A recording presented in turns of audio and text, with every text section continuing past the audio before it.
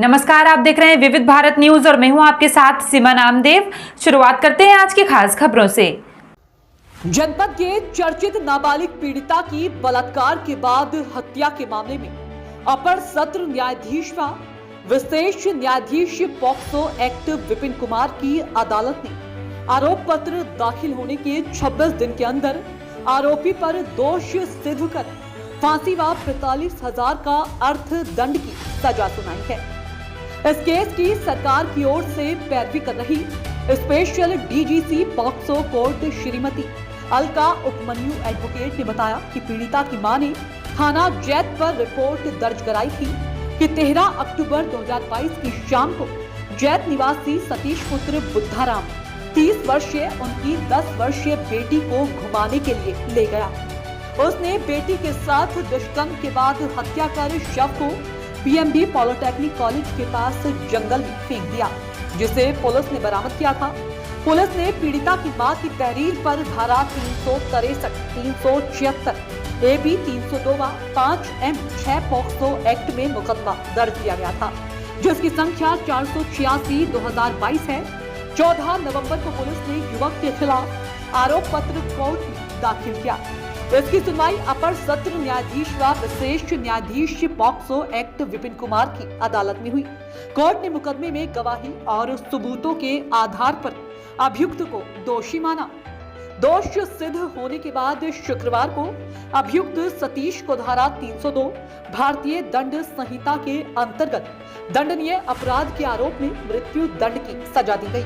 आदेश में कहा गया कि अभियुक्त सतीश को फांसी के फंदे पर तब तक लटकाया जाए जब तक उसकी मौत न हो जाए, लेकिन उक्त दंडादेश तब तक निष्पादित नहीं किया जा सकेगा जब तक कि माननीय उच्च न्यायालय इलाहाबाद द्वारा पुष्टि न कर दी जाए।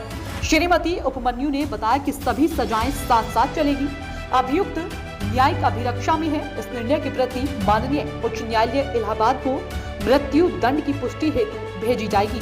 अभियुक्त के द्वारा अदा किए जाने वाले अर्थदंड में 80% धनराशि मृतका के माता पिता को दे होगी। वादी की तरफ से सरकारी अधिवक्ता special DGC POCSO court Shrimati Alka Upmanyu के अलावा पूर्व एडीजीसी वीरेंद्र लवानिया व अधिवक्ता अनवर हुसैन रहे। अभियुक्त की तरफ से पैरवी अधिवक्ता योगेश तिवारी ने की। पीड़िता के माँ बाप ने कहा कि इतनी जल्दी जो हमें न्याय मिला है उसके लिए हम सभी का आभार प्रकट करते हैं और हमें न्याय प्रणाली पर पूरा भरोसा है। अभियुक्त के वकील योगेश तिवारी ने कहा कि अभियुक्त ने अपना जुर्म कबूल कर लिया था, इसलिए यह सजा हुई है। आगे हाई कोर्ट में क्या कार्यवाही हो सकती है ये देखेंगे। क्या लगता है जिस तरीके से आपकी बेटी कहते हुए आज आपको लगता है कि न्याय मिला है? आज न्याय मिला है, अच्छा न्याय मिला है। सदन ने न्याय दोबारा बढ़िया कर दिया। प्रशस्ति पत्र। अरे इतनी जल्दी आपको उम्मीद थी कि इतनी जल्दी आपको न्याय मिल जाएगा? नहीं सर, उम्मीद तो नहीं थी, पर सदन ने न्याय दिलवाया है सब। जी आज आपकी बेटी के मामले में फैसला आया है, क्या कहेंगे अदालत के फैसले को लेकर? कहेंगे साहब बहुत जल्दी फैसला हुआ, हमारे साथ पूरा इंसाफ मिला हमको। अनवर हुसैन साहब बल्दी साहब की वजह से उन्होंने भागदौड़ करी, मैंने भी नहीं करी और उन्होंने भी करी साहब। इतनी जल्दी हमें विश्वास नहीं जाएगा, हमें इतनी जल्दी मिल जाएगा इंसाफ। हमारे लिए बहुत जल्दी इंसाफ मिला है। के अंतर्गत था उसमें हमारे जज साहब ने फैसला दिया है, फांसी की सजा सुनाई है, जिसमें हमारी पूरी टीम, जिसमें हमारे कोर्ट हमारे पूर्व सरकारी अधिवक्ता, हमारे भाई ये अनवर भाई है, हमारे पेशकार साहब, सब लोगों ने मिलकर मेहनत करी, जिसमें आज ये जजमेंट आया। कितने दिनों में फैसला आया और कितने गवाह प्रस्तुत हुए थे अदालत में? जिसमें चार्जशीट में टोटल 20 गवाह बनाए थे आईओ के द्वारा, जिसमें हम लोगों ने 10 गवाह जो मेन गवाह थे वो परीक्षित करवाए।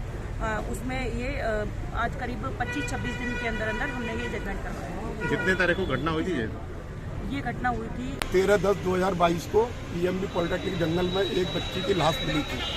जब उसकी खोजबीन की गई तो मालूम पड़ा कि ये वादी दिलीप जो है इसकी 10 वर्षीय बच्ची को घर से बहला फुसला के ले जाके उसके साथ में दोस्तों को उसकी हत्या कर दी गई थी।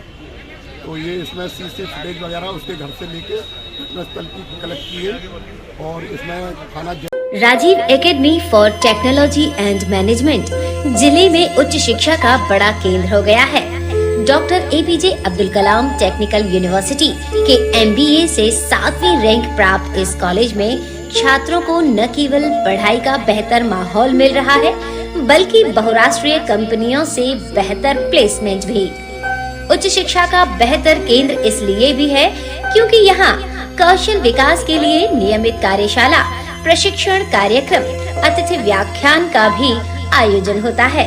युवाओं में इस कॉलेज के प्रति क्रेज बढ़ता जा रहा है। कॉलेज की विशेषता है कि औद्योगिक क्षेत्रों की यात्रा कराकर विद्यार्थियों को व्यावहारिक ज्ञान भी दिया जाता है, जो उनके जीवन में महत्वपूर्ण भूमिका निभाता है। यहाँ की उच्च तकनीकी कक्षाएं किताबी ज्ञान तो देती ही हैं, छात्रों का बेहतर मार्गदर्शन भी करती हैं। पढ़ाई के अलावा अतिरिक्त पाठ्य चर्चा में भी छात्र भाग लेते हैं। इससे उनका आत्मविश्वास तो बढ़ता ही है, साथ ही व्यक्तित्व में भी सुधार होता है।